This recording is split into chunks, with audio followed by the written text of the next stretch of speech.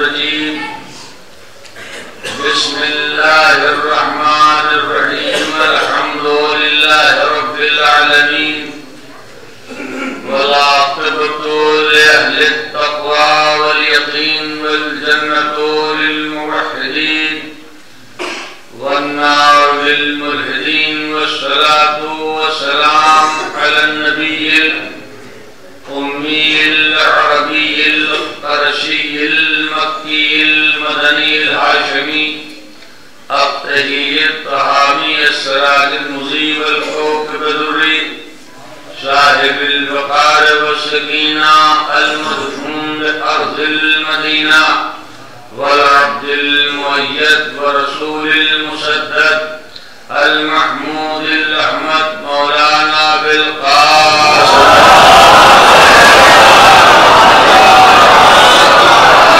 الطيبين الطاهرين المعصومين المظلومين لا سيما على وصية الله الأعظم روحي وأرواحنا لمقدم الفداء ولعنة الله على أعدائهم أجمعين من يومنا هذا إلى يوم الدين. أما بعد فقد قال رسول الله صلى الله عليه وآله وسلم بسم الله الرحمن الرحيم والذي نفسي بيده لا يؤمن أحدكم حتى أكون أحب إليه من ولده وماله فالباس ملك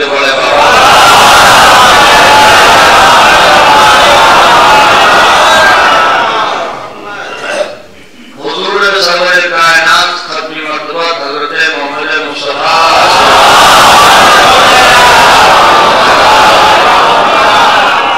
کہتے ہیں اقدس سے نکلے ہوئے بڑے بابرکت کلمات کی تلاوت سے مشرف ہوا اور ان کلمات میں معیار ایمان کیا ہے، یعنی ایک انسان کب مومن بنتا ہے، اسی بات کی جانب اشارہ کرتے ہوئے حضور ارشاد فرماتے ہیں کہ والذی نفسی بیدہ لا یؤمن احدکم حتی اکون احب الیہ من ولدہ ومالہ. قسم ہے اس ذات کی اس کے قبضے میں میری جان ہے، لا یؤمن احدکم تم میں سے کوئی بھی مومن نہیں بن سکتا حتی اکون احب الیہ من ولدہ ومالہ، اس وقت تک جب تک مجھ محمد کو اپنی اولاد اور اپنے مال سے زیادہ نہ چاہے. مومن صرف وہ ہے، مومن بس وہ ہے، مومن فقط وہ ہے جو مجھ محمد کو اپنی اولاد اور اپنے مال سے زیادہ چاہے. تم میں سے اگر کوئی ایسا ہے جو مجھ محمد کو اپنی اولاد اور اپنے مال سے زیادہ چاہتا ہے تو ہے مومن. اور اگر اولاد اور مال سے زیادہ نہیں چاہتا تو لا یؤمن، وہ مومن بن ہی نہیں سکتا. تو سرکار نے معیار ایمان یہ قرار دیا کہ سرکار کو چاہا جائے اولاد سے بھی زیادہ اور مال سے بھی زیادہ. اور اسلام کی تاریخ میں صرف اور صرف فقط اور فقط بس اور بس دو شخصیتیں ہیں کہ جنہوں نے سرکار دو عالم کو اپنی اولاد اور اپنے مال سے زیادہ چاہا. جس شخصیت نے سرکار کو اپنی اولاد سے زیادہ چاہا اس شخصیت کا نام ابو طالب ہے. نہیں، میں نے غلط کہا، جناب ابو طالب کا نام ابو طالب نہیں ہے بلکہ آپ کا نام ہے عمران. ابو طالب تو آپ کی کنیت ہے، اصل میں جناب ابو طالب کا نام عمران ہے، ابو طالب کنیت ہے. مگر دشمنان ابو طالب نے پہلی سازش کی کہ نام پر پردہ ڈال دیا، کنیت کو مشہور کر دیا. نام پر پردہ ڈال دیا اور کنیت کو مشہور کر دیا. کیوں؟ باشعور مجمع ہے. اس لیے سب کو معلوم ہے کہ قرآن میں ایک سورہ ہے جس سورہ کا نام ہے سورہ آل عمران.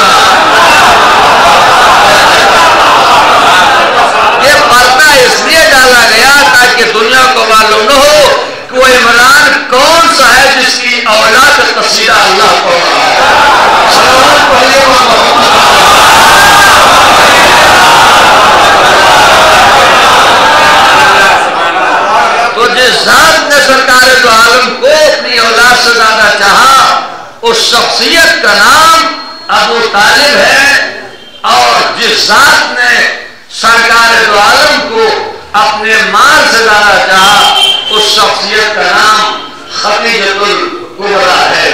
ایک محسن اسلام، ایک محسن اسلام، ایک محسن اسلام اور ایک محسن اسلام، ایک امیر عرب، ایک ملکۃ العرب، ایک ابو لائمہ، ایک ام لائمہ۔ صلوات پڑھیے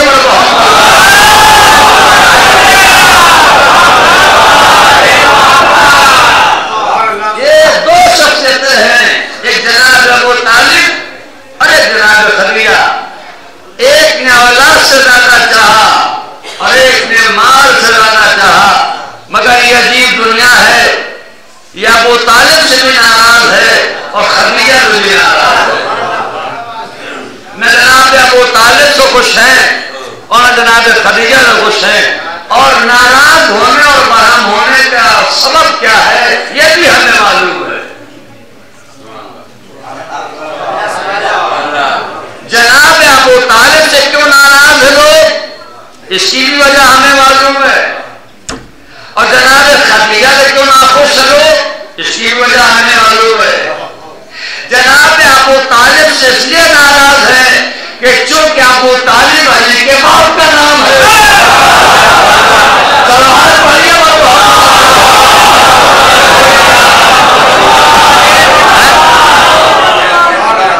اس کے علاوہ اور کوئی وجہ نہیں ہے۔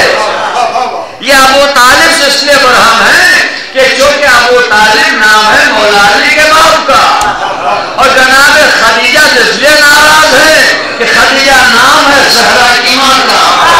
صلوات پڑھیے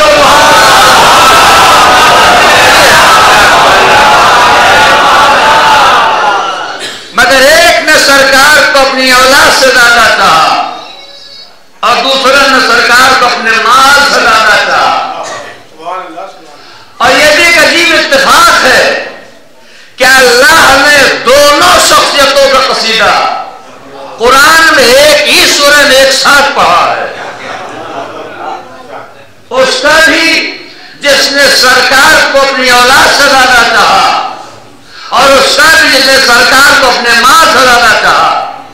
جس شخصیت کا قصیدہ اللہ کو نے پایا جو مال سے زیادہ چاہا، تو ارشاد ہوا وَوَجَدْتَ عَائِلًا فَأَغْنَىٰ، اے میرے حبیب جب ہم نے آپ کو تنگ دست پایا تو کیا آپ کو غنی نہیں بنایا؟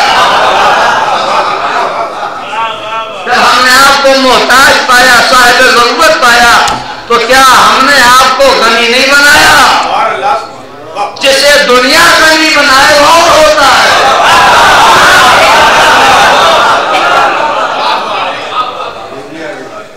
تو یہاں اللہ نے جناب خدیجہ قصیدہ پڑھا ہے، اور اسی سورہ میں اس ذات کا قصیدہ اللہ نے پڑھا جس ذات نے سرکار دو عالم کو اپنی اولاد سے زیادہ چاہا۔ تو ارشاد ہوا کہ عالم یجد کا یتیمن فآویٰ، اے میرے حبیب جب ہم نے آپ کو یتیم پایا تو کیا آپ کو پناہ نہیں دی؟ یہ پناہ کون دے رہا ہے؟ جناب ابو طالب، اور اللہ یہ کہہ رہا ہے کہ ابو طالب نے پناہ نہیں دی، یہ پناہ ہم نے دی ہے۔ غور کریں، پناہ دی ابو طالب نے، اور اللہ ابو طالب کے پناہ کو اپنی پناہ کہہ رہا ہے کہ ہم نے پناہ دی۔ عالم اسلام قرآن مجید کی 6666 آیتیں دیکھ کے مجھے بتائے کہ اللہ نے کب کسی کافر کے فعل کو اپنا فعل کہا۔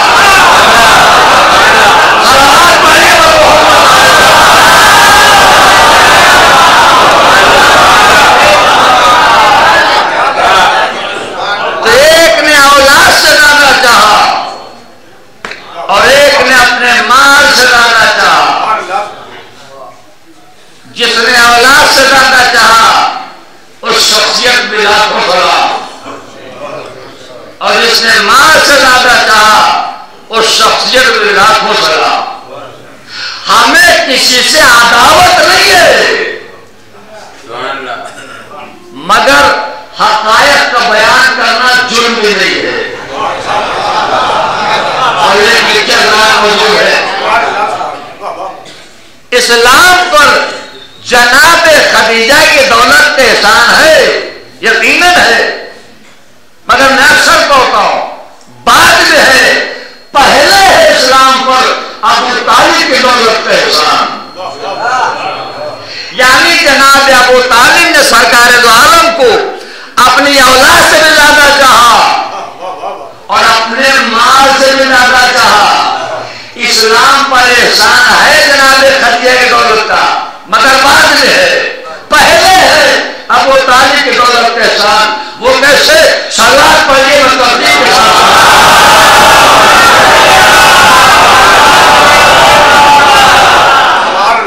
پہلے ابو طالب کی دولت کا احسان ہے، وہ کیسے سنیے گا؟ سب نے لکھا، میں کوئی ایک آدھ کتاب کا نام لے کے ٹائم ضائع نہیں کرنا چاہ رہا ہوں، سب نے لکھا میرے اتفاق کہ سرکار دو عالم کی عمر مبارک تھی 8 برس کی۔ کتنے برس کی؟ 8 برس کی۔ جناب عبد المطلب کی حیات کا آخری لمحہ آ گیا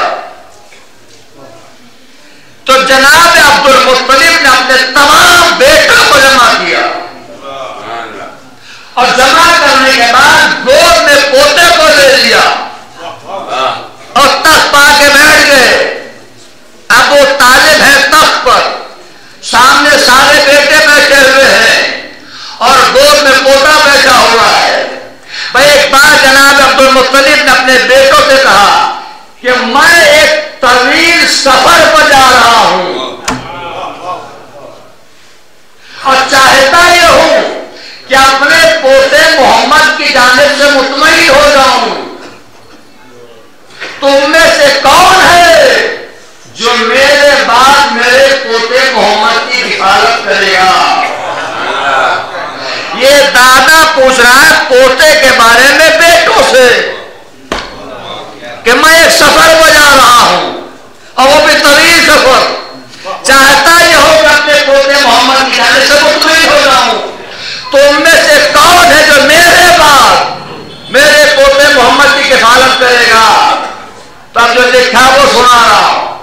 سارے بیٹے بیٹھے ہوئے ہیں، دادا پوچھا پوتے کے حوالے میں بیٹوں سے تو تمام بیٹوں میں سے جناب ابو طالب کھڑے ہو گئے اور کھڑے ہو کے کہتے بابا جان ویسے تو میرا بھتیجا محمد بڑا شہید ہے، بہتر یہ ہے کہ آپ اسی سے پوچھ لیں کہ آپ کے بعد کس کے پاس رہنا پسند کرے گا؟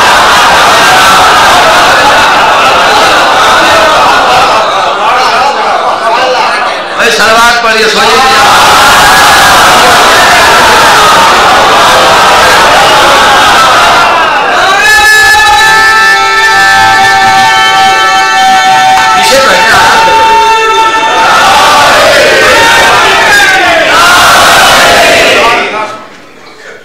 آپ بڑا صحیح ہے، بہتر یہ کہ آپ اس سے پوچھ لیں کہ آپ کے بعد کس کے پاس رہنا پسند کرے گا، کس کے پاس رہنا پسند کرے گا؟ اب دادا پوچھے گا پوتے سے کہ میرے لال محمد یہ بتا تیری پسند کا نام کیا ہے؟ تیری پسند کا نام کیا ہے؟ تو جب پوچھا جناب عبد المطلب نے تو رسول اللہ نے کہا کہ دادا جان اگر آپ مجھ سے میرے پسند کا پتہ معلوم کر رہے ہیں تو میں رہنا پسند کروں گا اپنے چچا ابو طالب کے پاس۔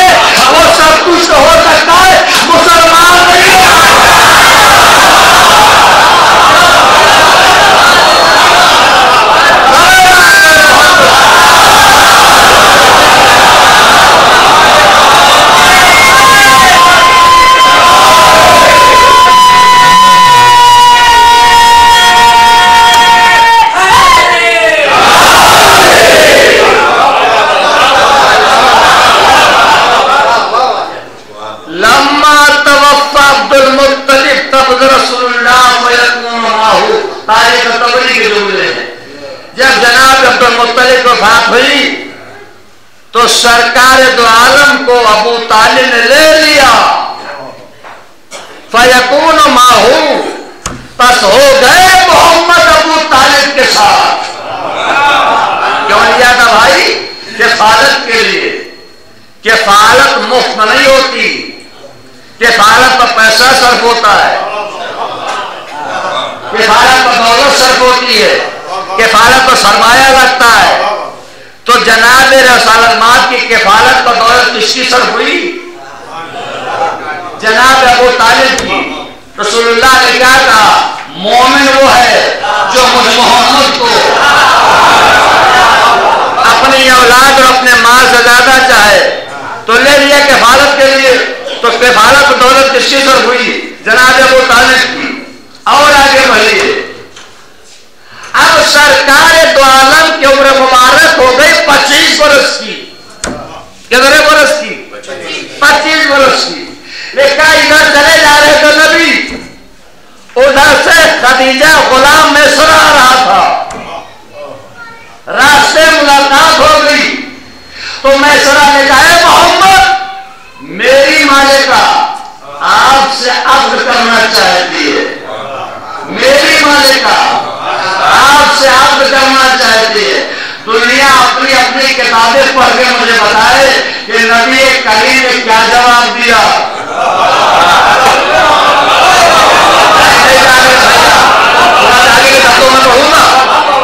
भाई क्या कहा गुलाम ने? मेरी मालिका आपसे अब्द करना चाहती है। तो सरकार दो आलम ने कहा, वो तो ठीक है, मगर पहले मालूम करो कि चचा की मर्जी क्या है। अरे सलवार पढ़िए और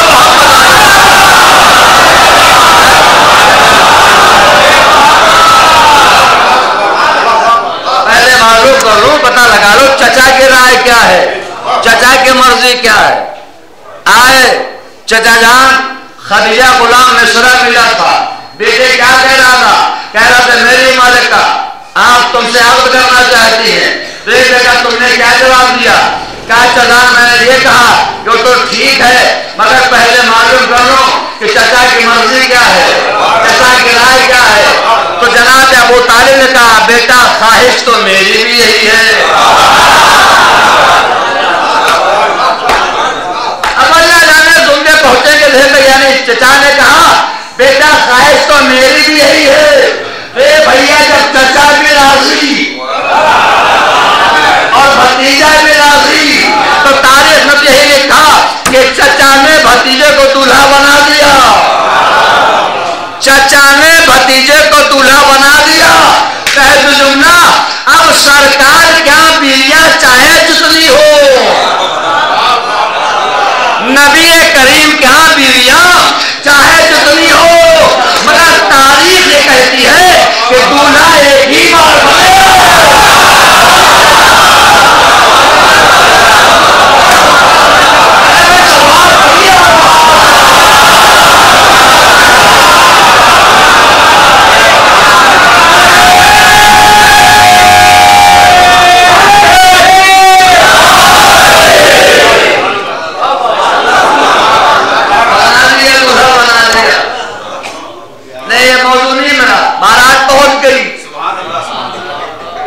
जब बारात पहुंचती है तो सबसे बड़ा मसला जो आता है सामने, होता महर का। महर का क्या मैं पूछ सकता हूं दुनिया से कि जनाब खदीजा का महर कितना था? सबने लिखा है 200 मिस्काल सोना, 20 ऊंट। 200 मिस्काल सोना, 20 ऊंट। दुनिया बताए ये महर की रकम किसने अदा की?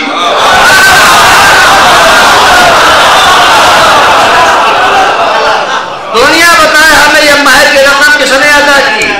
सबने लिखा जनाब अबू तालिब ने।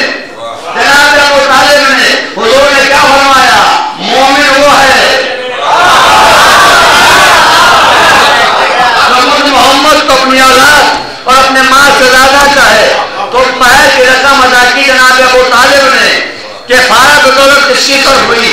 अबू तालिब की। میں ایک رقم کس نے ادا کی؟ جناب ابو طالب نے. اب بارات واپس ہوئی، اب آیا معاملہ ولیمے کا.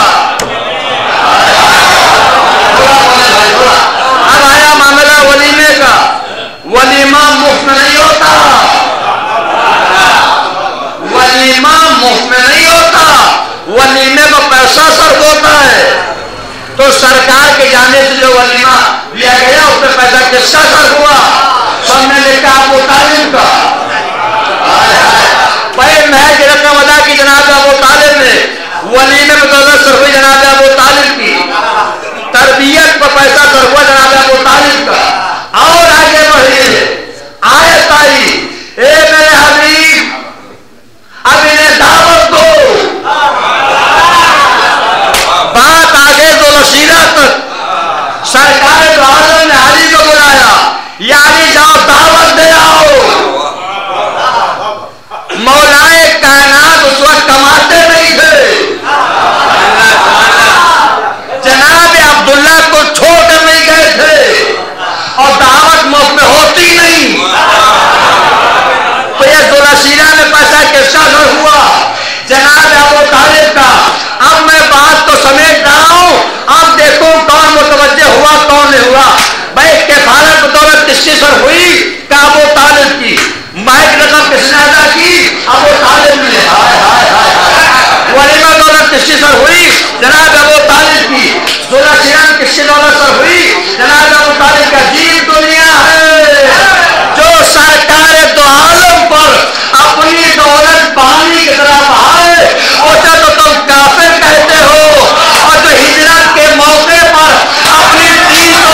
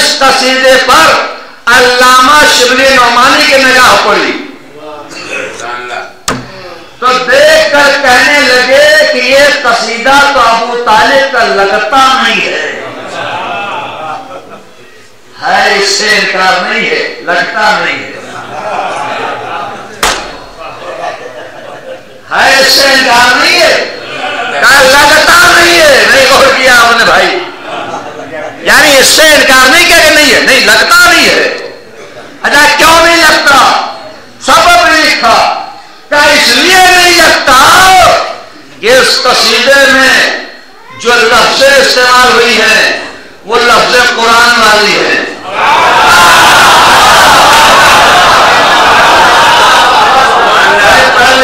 موجود ہے کہ لفظیں جو استعمال ہوئی ہے وہ قرآن والی، اصطلاح قرآن والی، استعارے قرآن والے، لب و لہجہ قرآن والا. لکھا کہ سب کچھ تو قرآن والا ہے اور قرآن اس وقت نازل ہوا نہیں تھا.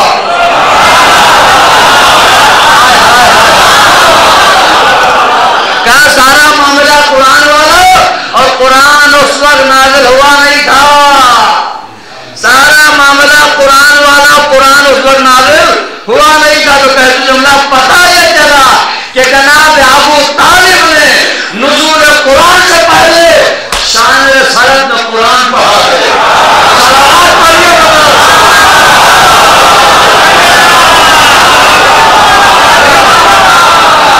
کہ سارا معاملہ قرآن والا، لب و لہجہ قرآن والا اور قرآن نازل ہوا نہیں تھا.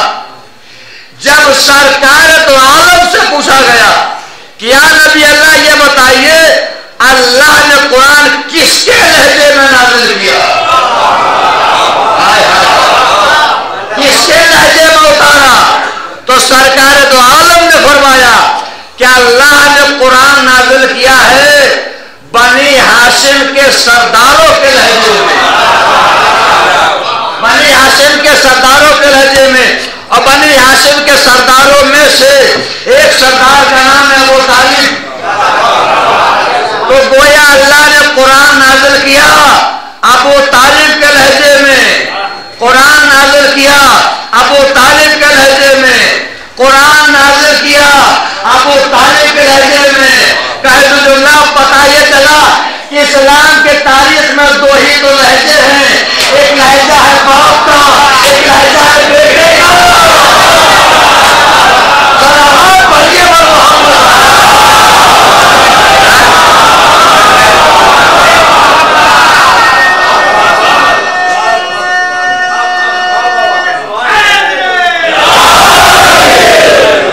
بڑا عالیشان قصیدہ ہے. میں اس قصیدے کے ایک مصرع سنانا چاہ رہا ہوں تاکہ بات ذہن میں محفوظ ہو جائے. جناب ابو طالب فرماتے ہیں کہ ماں کذبت ابن اخی ابدا. یہ ایک مصرع ہے اس قصیدے کا. اب یہ ترجمہ کرنا تمام جائیں گے. ماں کذبت ابن اخی ابدا، میرا بھتیجا محمد کبھی جھوٹ نہیں بولتا. نہیں آپ نے غور نہیں کیا. ماں کذبت ابن اخی ابدا، میرا بھتیجا محمد کبھی جھوٹ نہیں بولتا. دنیا ہمیں بتائے یہ مصرع ہے یا کلمہ ہے؟ بھائی ذرا غور کریں تھوڑا سا. دنیا ہمیں بتائے یہ کلمہ ہے یا مصرع ہے؟ میرا بھتیجا محمد کبھی جھوٹ نہیں بولتا، میرا بھتیجا محمد کبھی جھوٹ نہیں بولتا. نہیں میں اس مصرے کا تجزیہ کروں گا تب آپ جانیں گے. سرکار تو عالم نے کہا کیا اللہ کا وجود ہے؟ ابو طالب نے کہا میرا بھتیجا کبھی جھوٹ نہیں بولتا.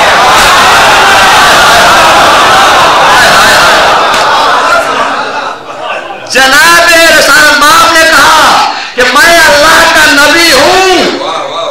ابو طالب نے کہا میرا بھتیجا کبھی جھوٹ نہیں بولتا. تھوڑا آگے. نبی کریم نے کہا جنت کا وجود ہے. ابو طالب نے کہا میرا بھتیجا کبھی جھوٹ نہیں بولتا. نبی کریم نے کہا جہنم کا وجود ہے. ابو طالب نے کہا میرا بھتیجا کبھی جھوٹ نہیں بولتا. نبی کریم نے کہا کوثر کا وجود ہے. ابو طالب نے کہا میرا بھتیجا کبھی جھوٹ نہیں بولتا. نبی کریم نے کہا سرزمین کا وجود ہے. ابو طالب نے کہا میرا بھتیجا کبھی جھوٹ نہیں بولتا. چلیے بات تو سمجھ دوں. ابو طالب نے کہا میرا بھتیجا کبھی جھوٹ نہیں بولتا. پتہ یہ چلا کہ نبی کریم اعلان رسالت کرتے جا رہے تھے اور ابو طالب ہر اعلان پر مہر صداقت لگا.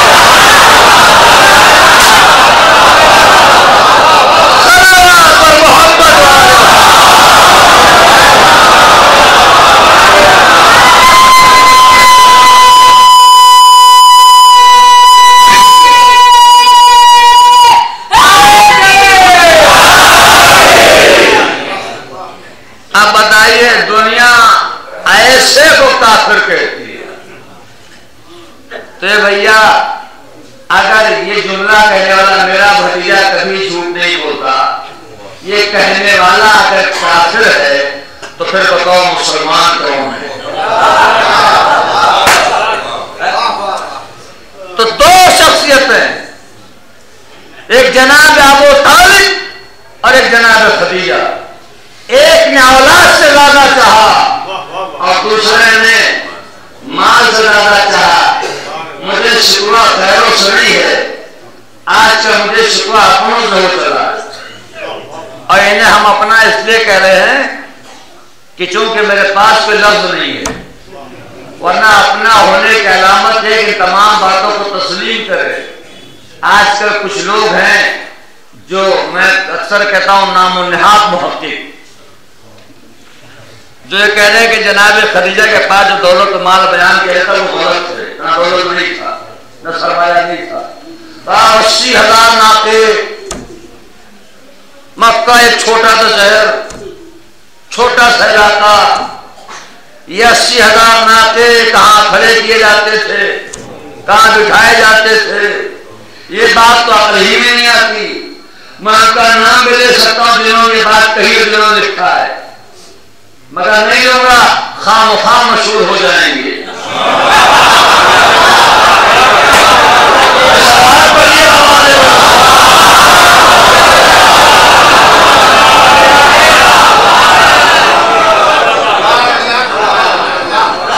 مجھے پتا ہے نام و نہاد بہت تھے.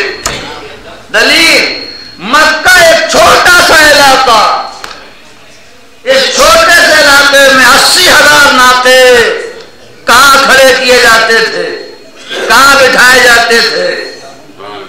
میں ایک مثال دے لوں تاکہ باپ بچے میں سمجھ جائیں.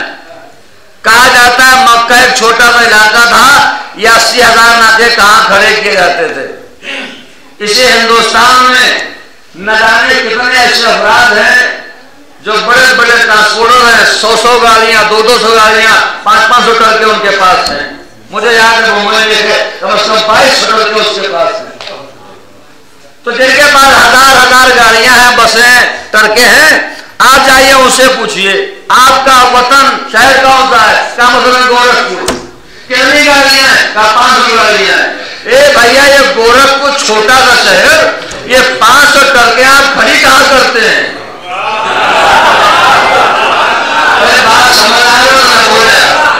یہ چھوٹا سا شہر، یہ 500,000 ٹرکیں آپ کھڑی کہاں کرتے ہیں؟ تو وہ کہے کہ آپ ہو گئے پاگل، ہم نے ان گاڑیوں کو کھڑا رکھنے کے تھوڑے نہیں آئے.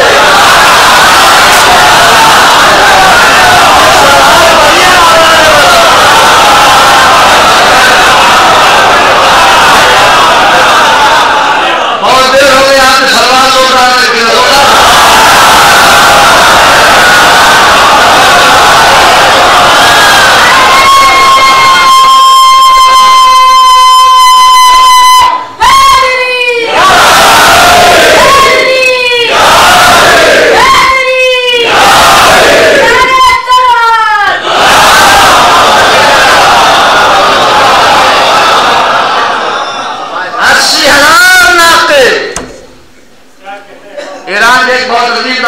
علامہ مازادہ ان کی کتاب ہے سنان اسلام، انہوں نے اس کتاب میں لکھا کہ 80,000 ناقے تھے اور جزیرۃ العرب کا کوئی خطہ ایسا نہ تھا جہاں پر وہ رواں دواں نہ رہتے ہوں. اور انہی کے جملے ہیں، ایک طرف لکھا 80,000 ناقے، پھر انہوں نے لکھا کہ مکے میں آپ کا مکان کچھ اتنا بڑا تھا کہ مکے کی کل آبادی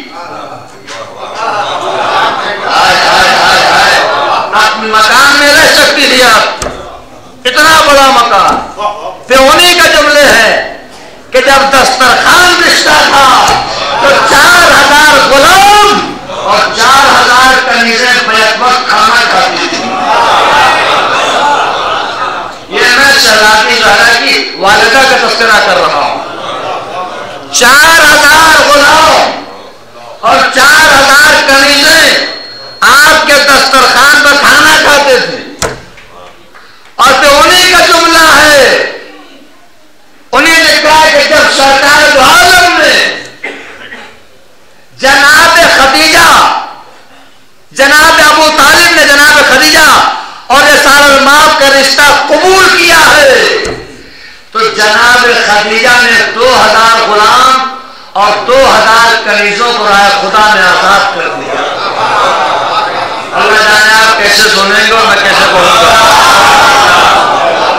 دیکھیے میں آپ کو خیبر میں سنا سکتا ہوں, خندق میں سنا سکتا ہوں, مگر میں اور مسائل کو آپ کے سامنے پیش کرا جس کی ضرورت ہے. یار یہ سب باتیں پوچھی جاتی ہیں نوجوانوں سے اور پڑھی نہیں جاتی ہیں. تو 2000 غلام اور 2000 کنیزیں رائے خدا میں آزاد کر دیا. کس نے؟ جناب خدیجہ نے. پیو نے لکھا ہے کہ جب بارات پہنچ گئی جناب خدیجہ کے دروازے پر تو 1000 غلام اور 1000 کنیزوں کو رائے خدا میں آزاد کر دیا. پھر لکھا جب جناب ابو طالب نے عقد پڑھ لیا تو 700 غلام اور 700 کنیزوں کو آپ نے رائے خدا میں آزاد کر دیا. اب اللہ جانے فکر آپ کیسے سنیں گے. اس کے بعد لکھا ہے کہ جب جناب خدیجہ جناب ابو طالب کی بہو بن کر چلی, جناب ابو طالب کی بہو بن کر چلی تو آپ کا حکم تھا کہ ہر قدم پر ایک غلام ایک کنیز, ایک غلام ایک کنیز.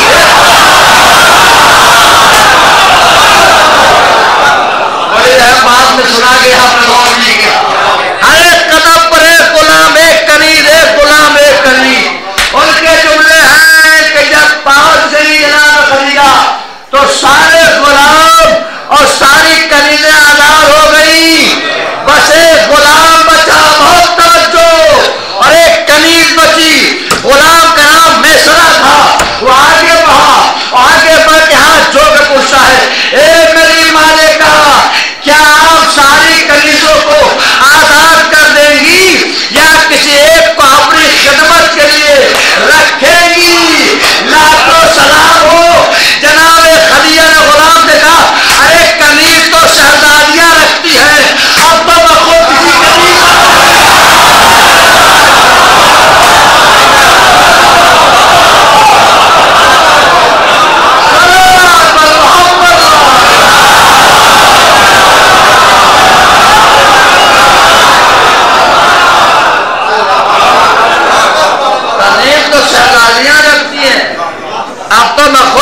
کنیز بن گئی. یہ جناب خدیجہ محسن سلام. جناب خدیجہ کے بڑے القاب ہیں اور یہ القاب میں سے ایک لقب آپ کا بڑا مشہور و معروف ہے. سنو, جناب خدیجہ کے القاب میں سے مشہور و معروف لقب کیا ہے؟ علامہ سلیمان ندوی نے لکھا کہ یقالو فی زمان الجاہلیہ الطاہرہ. ہائے ہائے حضرت خدا کے سنانے کا دل چاہ رہا. سلیمان ندوی نے لکھا, کیا لکھا؟ یقالو فی زمان الجاہلیہ الطاہرہ. ان کے جملے ہیں کہ خدیجہ اس ذات کا نام ہے جس کا زمانے جاہلیت میں لقب طاہرہ تھا. میں یہاں پر بولنے کا عمر کا 20 منٹ بول سکتا ہوں. لکھا کہ زمانے جاہلیت میں, زمانے کفر میں جناب خدیجہ کا لقب طاہرہ تھا.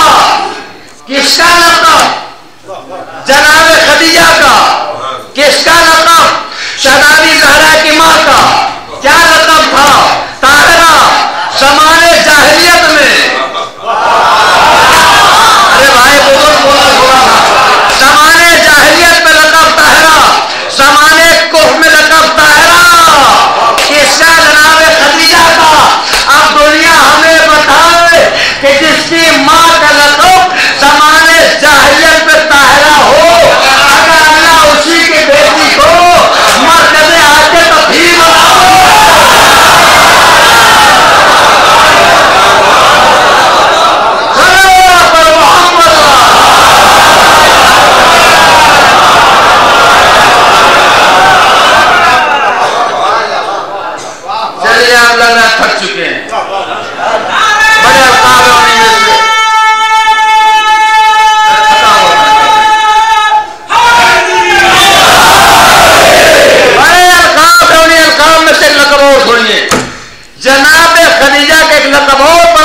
ہے. سناؤ ام الیتام یعنی یتیموں کی ماں.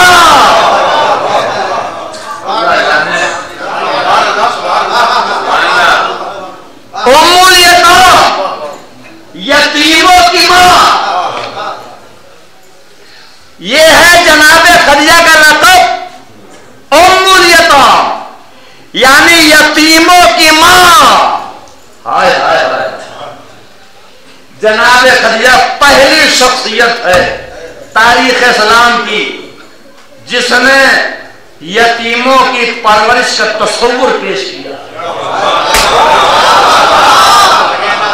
پہلا یتیم خانہ جس ذات نے تعمیر کروایا اس ذات کا نام ہے خدیجہ. ہائے ہائے ہائے ہائے.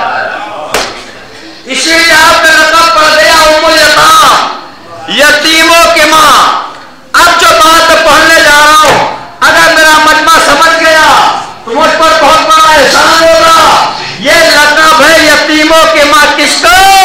جناب خدیجہ کا.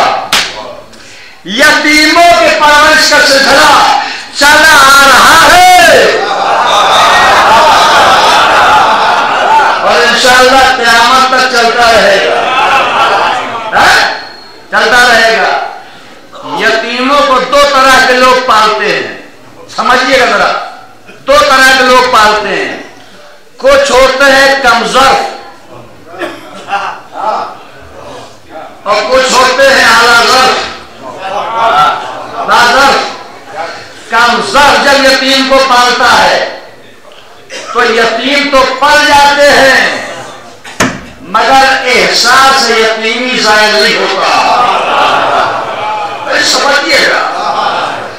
کمزور اگر پالے گا تو یتیم تو پل جائیں گے مگر احساس یتیمی ظاہر نہیں ہوگا. پالنے والا کمزور ہے نا. ہر موڑ پر ہر قدم ہر آن ہر لمحہ ہر ساتھ ہر دن احساس دلاتا رہے. سلوات پڑھیے کچھ لوگ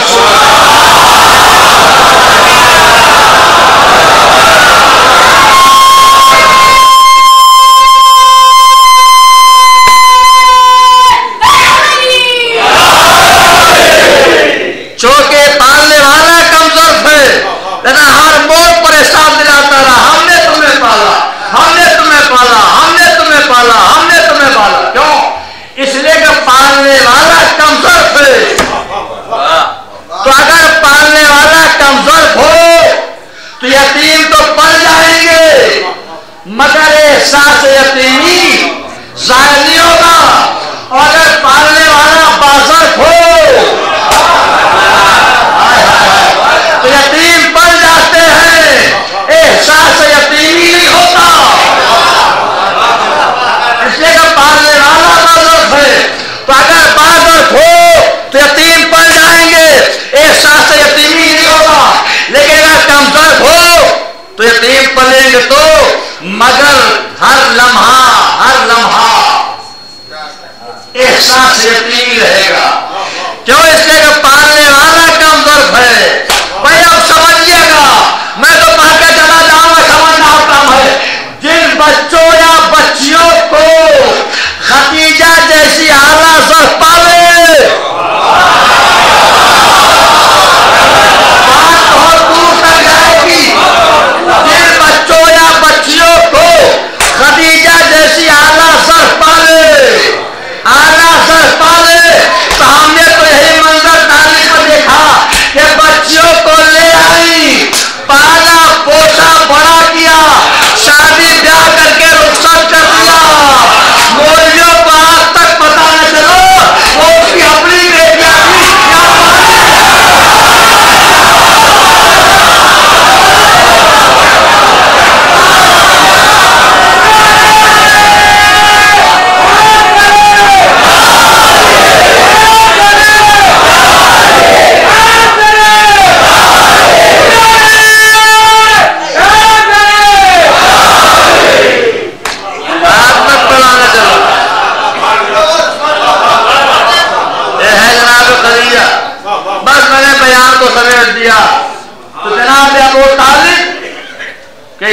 ایمان پر بحث نہیں کیا جا سکتا.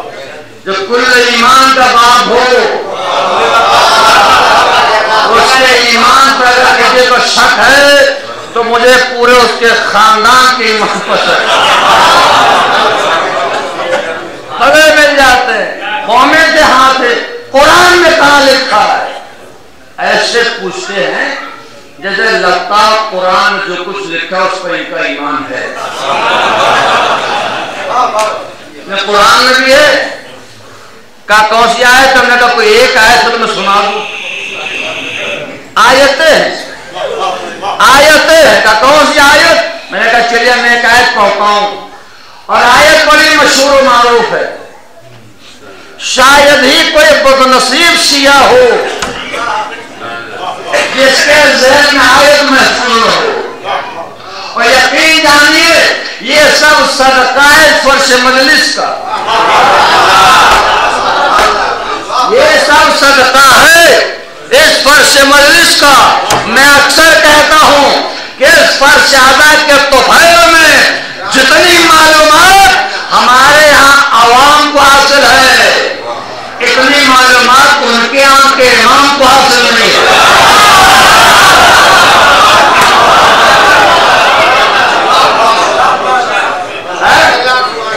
بڑی مشہور آیت ہے. آیت کا نام ہے آیت تطہیر. کون سا مومن ہے جس کے ذہن میں آیت محفوظ نہیں؟ اگر آیت محفوظ نہ ہوگی تو ترجمے کے حد تک یقیناً بات ذہن میں محفوظ ہوگی. اور وہ ترجمہ اللہ نے فرمایا انما یرید اللہ. اللہ کا ارادہ ہے یا اللہ نے ارادہ کر لیا ہے. کیا کا ارادہ بھائی کہ اے اہل بیت رسول تم سے نجاست کو دور رکھے. ارادہ اللہ کا ہے کسی بندے کا نہیں ہے. کس بات کا ارادہ ہے کہ اے اہل بیت رسول تم سے نجاست کو لا دور رکھے. یہ مجمع ہمیں ذرا بتائے کہ اللہ اہل بیت سے کس چیز کو دور رکھ رہا ہے. میں بھی خان ہوں جب تک نہیں بولے آگے نہیں بولوں. اللہ اہل بیت کس چیز کو دور رکھ رہا ہے؟ کہا نجاست کو. نجاست اہل بیت سے دور ہے. نجاست اہل بیت سے دور ہے. نجاست اہل بیت سے دور ہے. پتہ یہ چلا جو اہل بیت سے دور ہے وہ نجس ہے.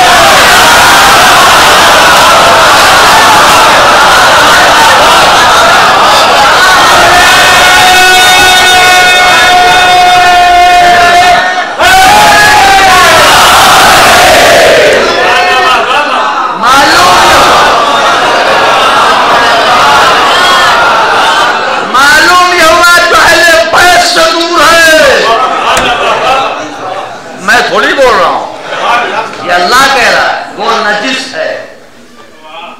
اور جو جتنا دور ہے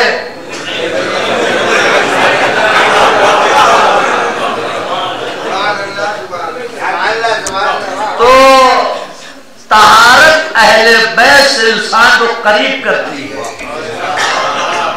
اور نجاست انسان کو اہل بیت سے دور کر دیتی ہے.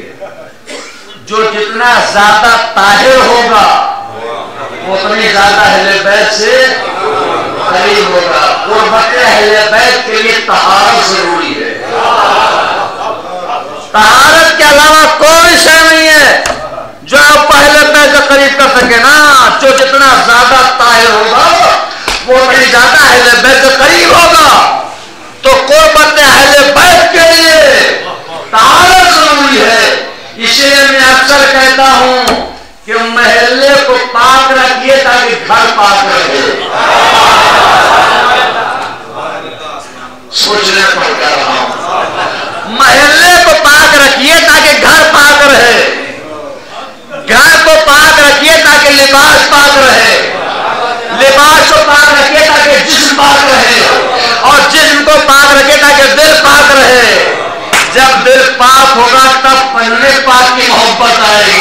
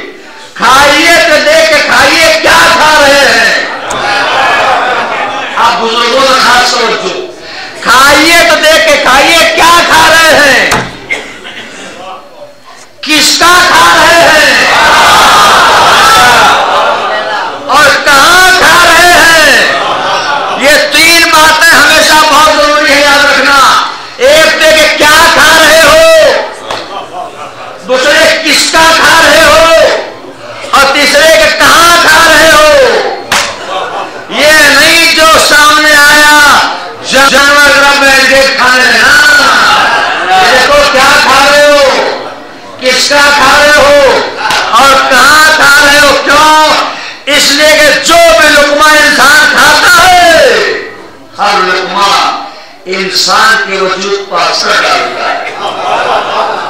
حرام کھائیے گا اس کا بھی اثر پڑے گا, حلال کھائیے گا اس کا بھی اثر پڑے گا, جائز کھائیے گا اس کا بھی اثر پڑے گا, ناجائز کھائیے گا اس کا بھی اثر پڑے گا. جو بھی لقمہ انسان کھاتا ہر لقمہ انسان کے وجود پر اثر ڈالتا ہے. جب تک آیت نہیں پڑھوں گا آپ مطمئن نہیں ہوں گے. ارشاد ہوا کلوا ما رزقکم اللہ حلالا طیبا, اے میرے بندو ہمیں جو کچھ تمہیں دیا کھاؤ, مگر کھانے سے پہلے دیکھ لو جو کھا رہے ہو وہ حلال ہے یا حرام ہے, جائز ہے یا ناجائز ہے, طیب ہے یا غیر طیب ہے, حلال ہو تو کھانا, حرام ہو تو نہ کھانا, جائز ہو تو کھانا, ناجائز ہو تو نہ کھانا. کیوں؟ اس لیے کہ ہر لقمہ انسان کی وجود پر اثر ڈالتا ہے. لقمہ حلال کھائیے گا اس کا بھی اثر, لقمہ حرام کھائیے گا اس کا بھی اثر. اور لقمہ حرام کیا اثر ڈالتا ہے؟ علماء علم اخلاق کا بیان ہے کہ جب لقمہ حرام جاتا ہے تو انسان کی سوچ بدل جاتی ہے,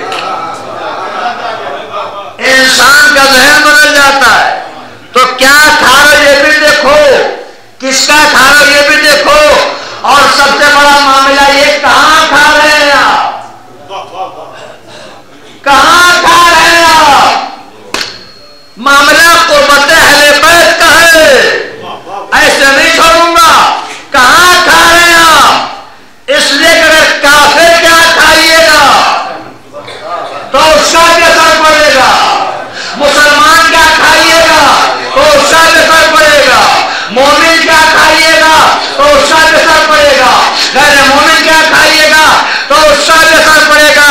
پھر میں دیکھتا ہوں کون نہیں بولتا. بھائی جب یہ بات طے ہو گئی کیا لقمہ انسان کے وجود پر اثر ڈالتا ہے, اگر کافر کیا کھائیے گا تو اس کا بھی اثر پڑے گا,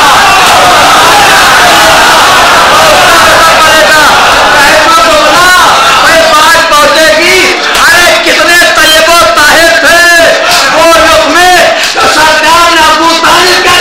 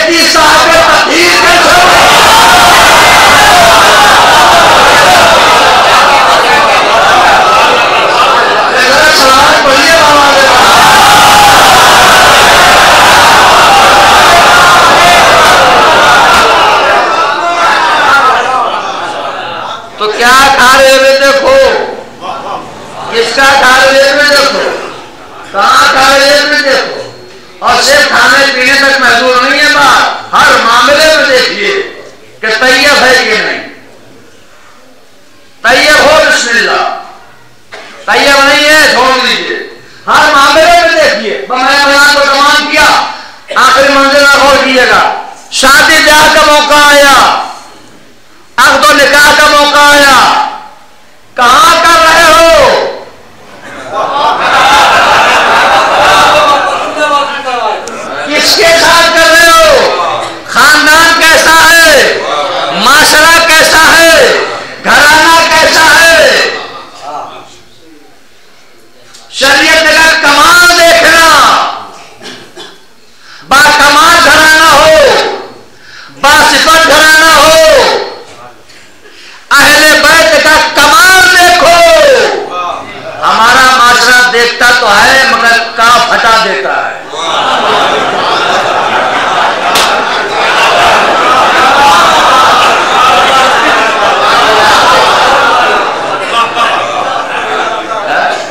دیکھتا تو ہے مگر کام بیچ سے شریعت نے کہا کمال دیکھو، کام ہٹاؤ مال دیکھو. ہاں با کمال گھرانہ ہونا چاہیے، با صفت گھرانہ ہونا چاہیے. کیوں؟ اس لیے کہ اولاد پر ماں کے شیر کا اثر پڑتا ہے. میرا اب تک کا بیان ایک طرف، یہ بیان ایک طرف، اولاد پر ماں کے شیر کا کیا پڑتا ہے؟ اثر پڑتا ہے. تو با کمال گھرانہ ہو، با صفت گھرانہ ہو. کیوں؟ اس لیے کہ اولاد پر ماں کے دودھ کا اثر پڑتا ہے، ماں کے شیر کا اثر پڑتا ہے. اولاد کیسی چاہتے ہیں؟ با کمال، با کمال مان لے آئیے. با صفت تو با صفت مان لے آئیے. اولاد کیسی چاہتے ہیں؟ با کمال تو با کمال مان لے آئیے. با صفت تو با صفت مان لے آئیے. ایک جملہ میں اکثر کہتا ہوں اور کہہ کے جب چلا جاتا ہوں تب لوگوں کو سمجھ میں آتا ہے تو کہتا ہے مولانا جملہ بڑا اچھا تھا. اولاد کیسی چاہتے ہیں؟ با کمال تو با کمال مان لیا. میرے نوجوان دوستو، سماج اور توجہ، سماج میں اور معاشرے میں اور سوسائٹی میں اپنی بیوی نہ ڈھونڈو، اپنے بچوں کی ماں ڈھونڈو.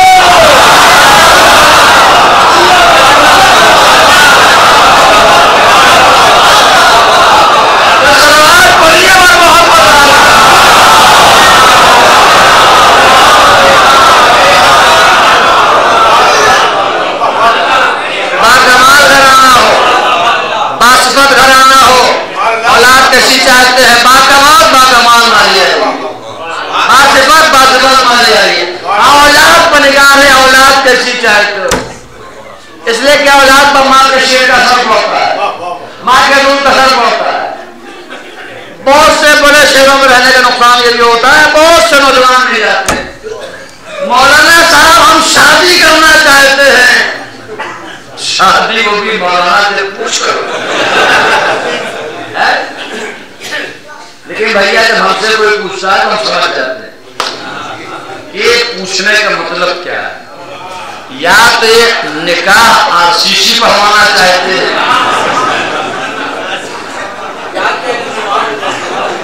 RCC نکاح. اسی لیے پوچھا یہ RCC نکاح کون سا؟ ہم نے کہا یہ نکاح ہے جس میں کورٹ میرج پہلے ہوتا ہے، نکاح بعد میں ہوتا ہے. کام نکاح شادی کرنا چاہتے ہیں. ارے تو بھیا شادی ہم سے پوچھ کر لیجیے. کل اس میں بات کی مجھے کیا بات ہے؟ کہا اس میں بات یہ ہے کہ جس سے ہم کرنا چاہتے ہیں وہ کرسچن ہے. یہ ہمارا معاشرہ انحطاط اور پستی کس منزل پہنچ گیا ہے. جس سے ہم کرنا چاہتے ہیں وہ کرسچن ہے، فلاں ہے، دھما ہے، یہ ہے، وہ ہے. باقی آپ خود ہی جوڑ لیجیے. تو ہم نے کہا کہ بھیا آپ کرنا ہی کیوں چاہتے ہیں؟ یہ کرسچن ہے، آپ کرنا کیوں چاہتے ہیں؟ تو اس طرح کے لوگ ایک جواب، ہمیں محبت ہو گئی ہے. کرسچن محبت، ہمیں کیا ہو گئی ہے؟ محبت. دیکھیے کوئی بات میں مولانا عسکری کہوں کبھی نہ مان لیجیے گا، ممبر سے کہہ رہا ہوں، لیکن کوئی بات مولا فرما دیں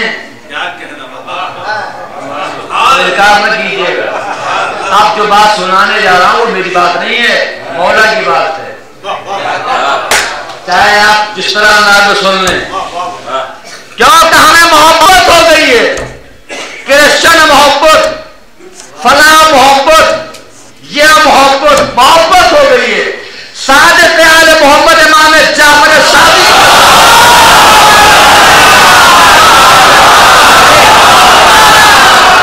میرے چھٹے مولا سے پوچھا گیا کہ مولا اس طرح کی محبت کس کے دل میں آتی ہے؟ تو امام نے فرمایا کہ جب دل ہم اہل بیت کی محبت سے خالی ہو جاتا ہے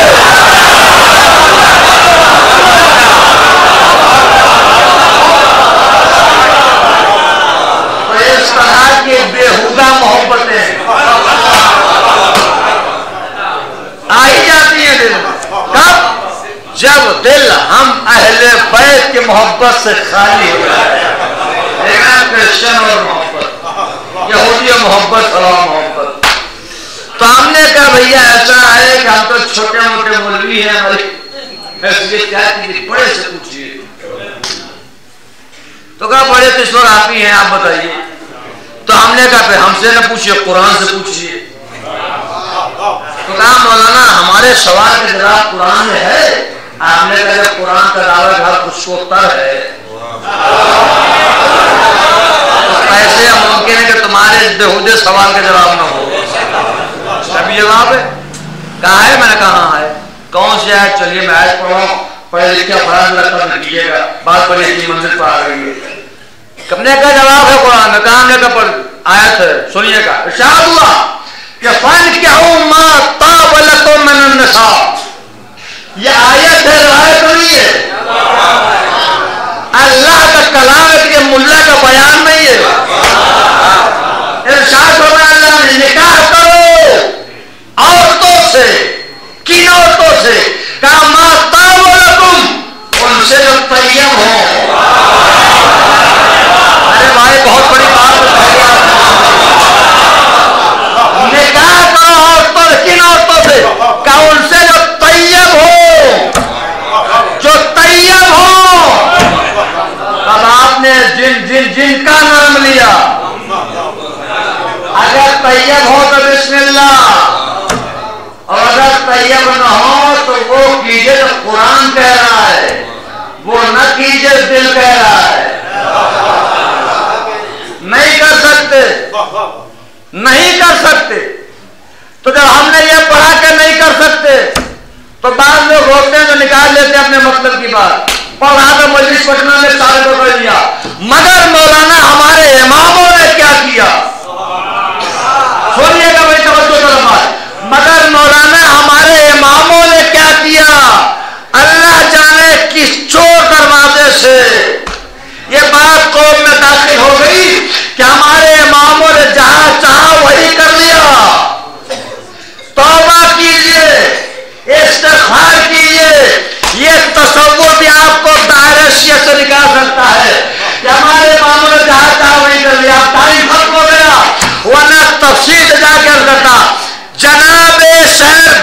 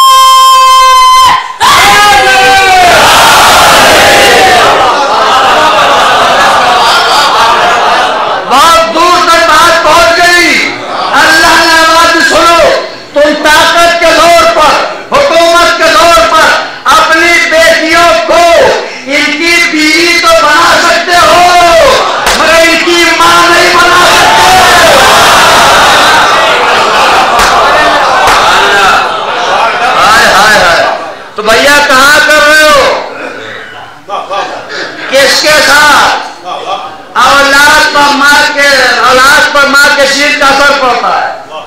نکاح کرو ان سے جو طیب ہو. تو کہنے لگے مولانا ٹھیک ہے کرسچن سے نہیں, ان سے نہیں, ان سے نہیں, ان سے نہیں, ان کے بارے میں کیا خیال ہے؟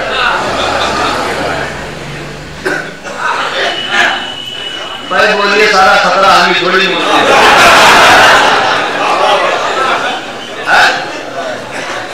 ان سے نہیں, ان سے نہیں, کوئی بات نہیں.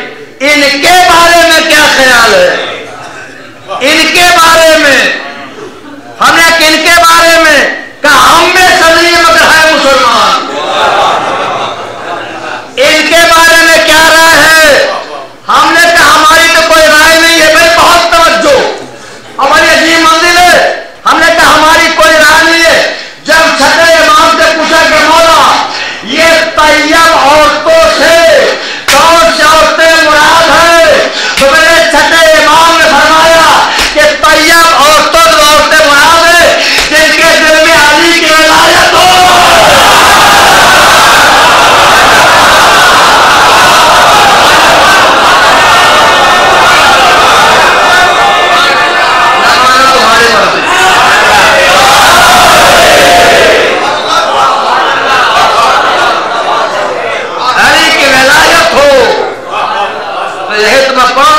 کہاں کر رہے ہو؟ اولاد کیسی چاہتے ہیں؟ صاحب ولایت. تو ماں ایسی چاہیے جس کے دل میں علی کی ولایت ہو. سلوات پڑھیے بابا نے.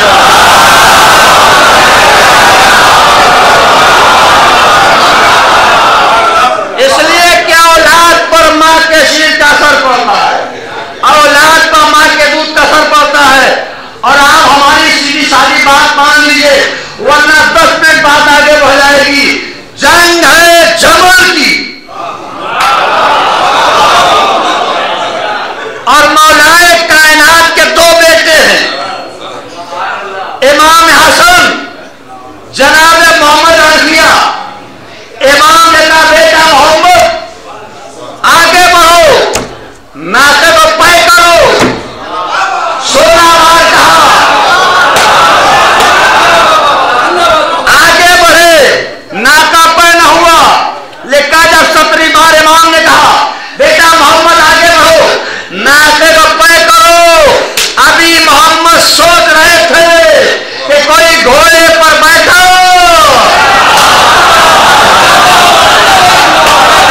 بڑی تیزی کے ساتھ میدان میں پہنچا اور نے ناکوں کو پے کیا, پلٹ گیا. مولا نے مجھے کون کہا آپ کا بیٹا حسن مصطفیٰ.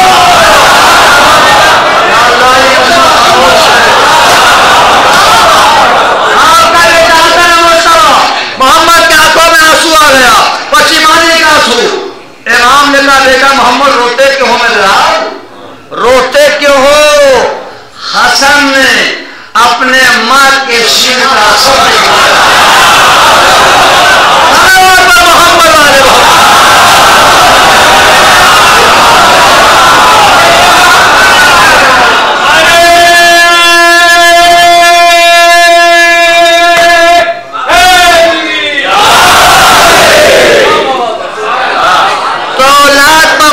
شیر کا اثر پڑتا ہے. بس میرا بیان تمام ہوا. اولاد پر ماں کے شیر کا اثر پڑتا ہے. تو جب بات یہاں تک آ گئی تو ایک بات اور کہوں گا, اولاد پر ماں کے شیر کا اثر پڑتا ہے. ارے لاکھوں بار توجہ, ارے لاکھوں سلام ہو اور کروڑوں درود ہو اس شیر پر کہ پلائے عمر بنی بیٹا کہے فاطمہ.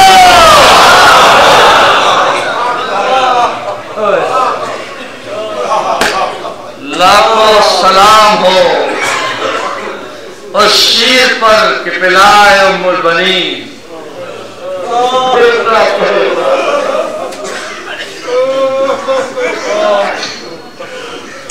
خدا آپ کو کوئی غم نہ دے سوا ہمیں. سلسلہ مجالس کی آج یہ الوداعی اور آخری مجلس, آخری مجلس ہے اور آپ کی آنکھوں میں آنسو آ گئے. اس لیے آ گیا کہ کل ایک ماں نے اپنے باپ سے پوچھا تھا بابا کربلا میرا لال بھوکا کیا تشریف روئے کرتا ہو. اے بی بی آپ کو بڑی فکر تھی کون روئے گا. آئیے دیکھیے اتنے عزادار بیٹھے ہوئے ہیں آپ کے لاکھ آنسو بہانے کے لیے. ارباب ادا طریقہ یہ ہے کہ جب آخری مجلس ہوتی ہے ہمیشہ یہ رہا کہ آخری مجلس میں امام کے رخصت پڑھی جاتی ہے. مبارک بھی کرنا ہے رخصت پڑھی جاتی ہے. میرا مولا حسین مقبرہ سے خیمے کے جانے اور آنے کا بڑا عجیب انداز ہے. کتابوں میں لکھا ہوا ہے کہ انداز یہ تھا کہ چہرے پر 6 ماہ کے بچے کا لہو تھا اور لباس پر جوان بیٹے علی اکبر کا لہو. میرا غریب کربلا امام خیمے میں آیا. سب سے پہلے امام کی نگاہ آپ کی بہن زینب پر پڑی. جب جناب زینب کو دیکھا تو بڑی حسرت سے امام نے کہا السلام علیکم یا اختی زینب. اے میری بہن زینب تجھ پر حسین خلیل کا آخری سلام. جناب زینب کے پیچھے جناب ام کلثوم کھڑی تھی. دیکھا آواز دی السلام علیکم یا اختی کلثوم. اے بہن ام کلثوم تم پر حسین کا آخری سلام. جناب ام کلثوم کے پیچھے شیر خان بچے کی ماں رباب کھڑی تھی. جب رباب کو دیکھا تو شاہ بچہ یاد آ گیا. ارے ابھی ابھی اس کی گودی اڑی ہے. آواز دیا السلام علیکم رضی. اے میرے شیر خان بچے کی ماں رباب اس پر حسین کا آخری سلام. جناب رباب کے پیچھے جوان بیٹے علی اکبر کی ماں میں نظر ہوئی تھی. جب دیکھا تو جوان دیکھا یاد آیا السلام علیکم علی اکبر. اے علی اکبر کی ماں میں لیلا تم پر حسین کا آخری سلام. اے ارباب ادا آخر میں امام کی نگاہ ماں کی کنیز فضا کو پڑی تو کتنا محبت یہ ہے. جب فضا کو دیکھا تو ساروں قطار رونے لگے. میرے آقا بہنوں کو دیکھا نہیں روئے. اکبر کی ماں کو دیکھا نہیں روئے. رباب کو دیکھا نہیں روئے. فضا کو دیکھ کر رونے کیوں لگے؟ شاید راز رہا ہو کہ فضا کو دیکھ کے ماں فاطمہ یاد آ گئی. اے میری ماں کی گلی فضا تجھ پر حسین کا آخری سلام.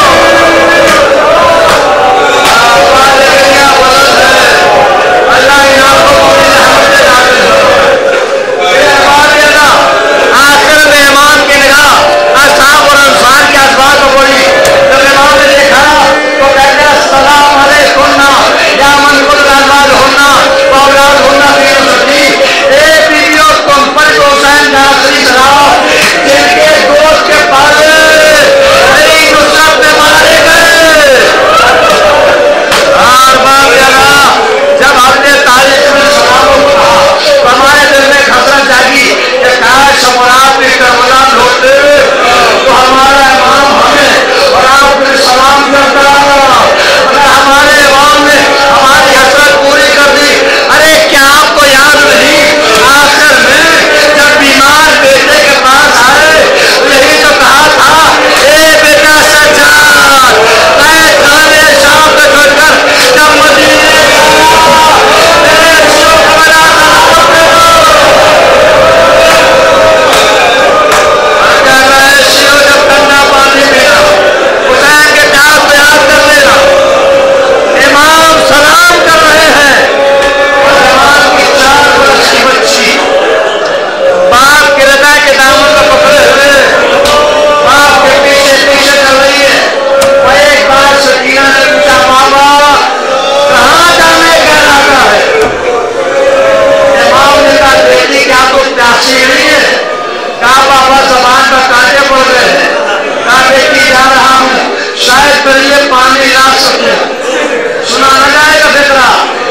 سکینہ نے سنا تو کہتی ہے بابا یہی کہہ کر چچا نے